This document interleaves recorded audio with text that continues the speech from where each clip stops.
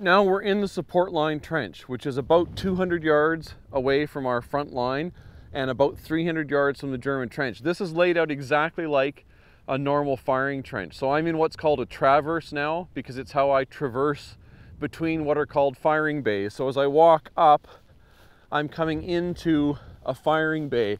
Now a firing bay was the position for 5 soldiers.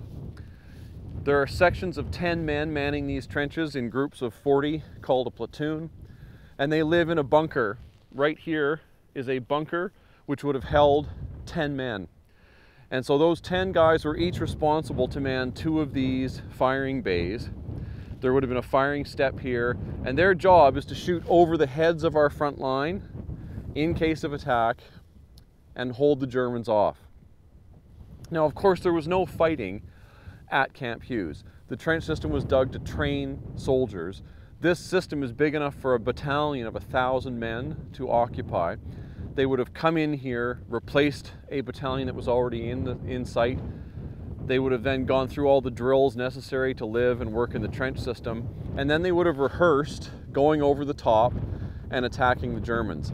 In a major attack, the second wave of about 400 men would normally be crowded up into this support line, and they would go over the top from here.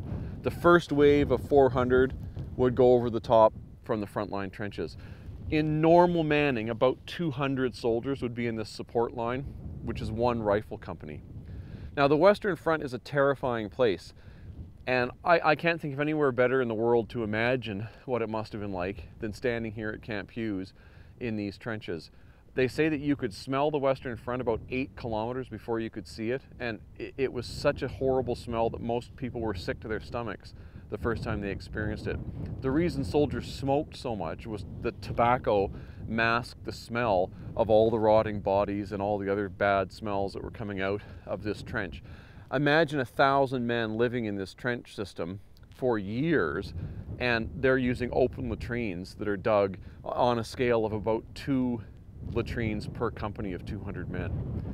Now, every morning and every night for about an hour before first and last light, the soldiers did what was called a stand-to. In the First World War, there's no way to see effectively at night other than by flares, and so when the light conditions are low, it's very difficult to shoot, and it is a good time to attack.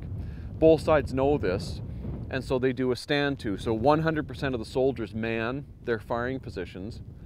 The soldiers referred to this as the morning and the evening hate. They would normally fire 5 rounds of rifle fire toward the enemy to make sure that their weapons were working, and they would wait and make sure that they were there to repel any attack.